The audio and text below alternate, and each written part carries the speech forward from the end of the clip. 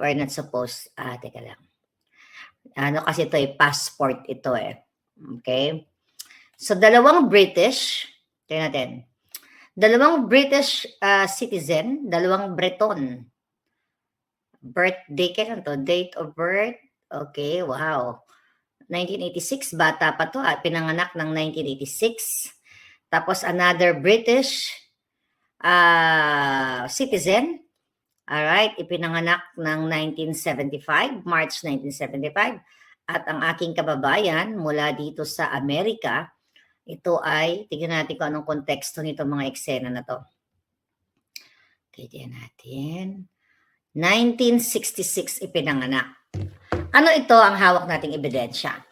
So mga palangga, well, actually, December 2023, ko pa ito sinasabi sa inyo ang issue na ito. Napag-alaman natin, ayon sa ating source, na message tayo noong October 30. Okay, Miss Maharlika, meron po akong ibibigay na information sa inyo na pwede ninyong i-share sa inyong mga viewers regarding sa secret arrival ng mga ICC members sa ating bansa. Ito po para liputin, liputin ni Ilonggo. Ilonggo siguro to si Palangga. Para liputin o traidorin ang ating Pangulong Duterte, former President Duterte. Hi, Ma'am Parvina, how are you? Ito pong issue na ito ay patungkol sa kay House Speaker Martin Tambaloslos, who secretly arranged accommodations and security for those ICC members. Alright. Sabi ko sa kanya, nagpasalamat ako. Sabi ko, baka naman sir, pwede po kayo mag-send ng information. Kasi syempre, mahirap na yung magsalta tayo kaagad. Although, the moment na na-receive ko yung message na totoo ito. Kaya lang, syempre, kumukuha tayo ng mga ebidensya na makakapagpatunay, makakapag-corroborate sa ating information. Hindi katulad dyan ni Jay Kung Ho na chismis-chismis lang sa Quadcom. Kasi may chismis-chismis na ganon. Anyway, dadako tayo dyan mamaya. Okay, Miss Maharlika, there are several ICC teams na pumasok, okay, sequentially sa ating bayan simula pa po noong October. Okay? Sabi niya. Alright. Isa po sa investigators ay nagngangalang si William Rosato ay nasa bansa na. Nakastay po siya sa Raffles Hotel since October 29. Okay? Ang Raffles, di ko nga alam na, ang may-ari ng Raffles Hotel ay si Elizaldico. Okay, ang putang inang yan ang may hawak. May-ari, according to our source. Tapos yan, sabi niya, may kasama po, okay, ulitin ko.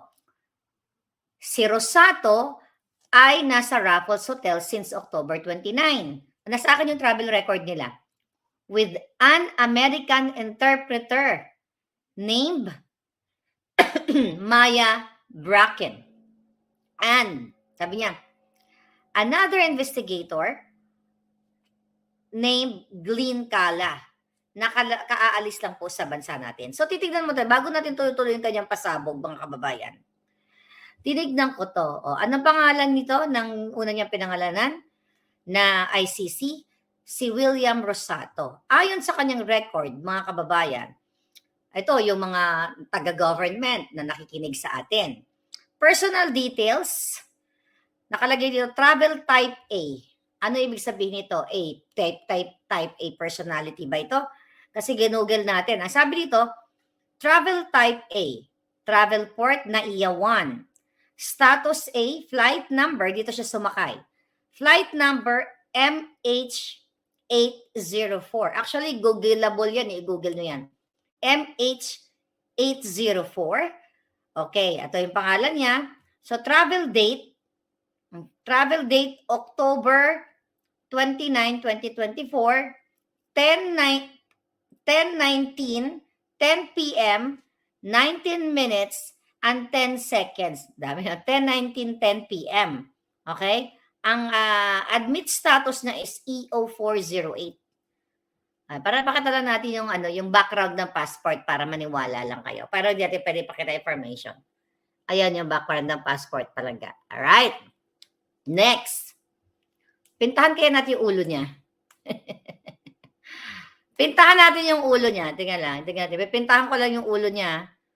Okay. Tingnan natin yung ulo niya. Paano ba natin ito pipintahan? Wag na. Sige, yun na lang. Baka mahirap na. Alright.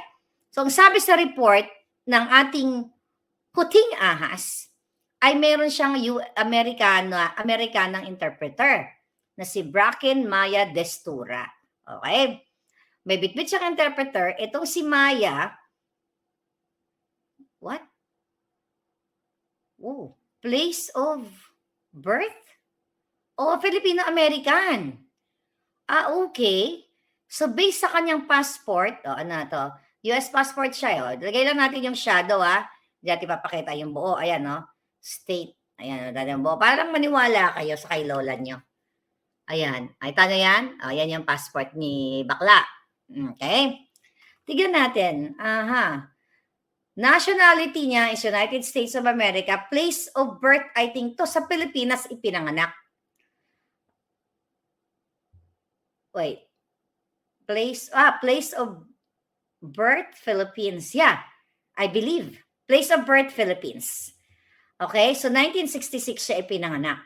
Okay, so yung isang kasama nila, isisend ko to kay PRRD. Mamaya. Isend ko to sa lahat. Okay, lahat ng pwede nating isendan. Okay, balik tayo sa mensahe, mga hitad.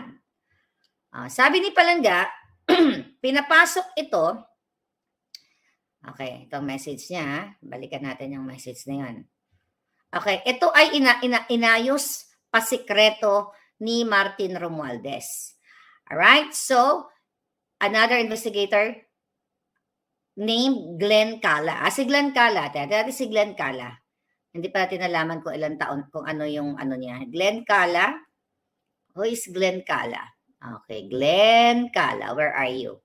Si Glenn Cala, or Glenn Cala Roderick Thomas, ang kanyang buong record dito. British citizen na ipinanganak noong 1986. Alright. Now, ang kanyang personal details, ang kanyang travel type A, status A. Alright. Tapos sa NAIA 1 din siya, flight number PR515.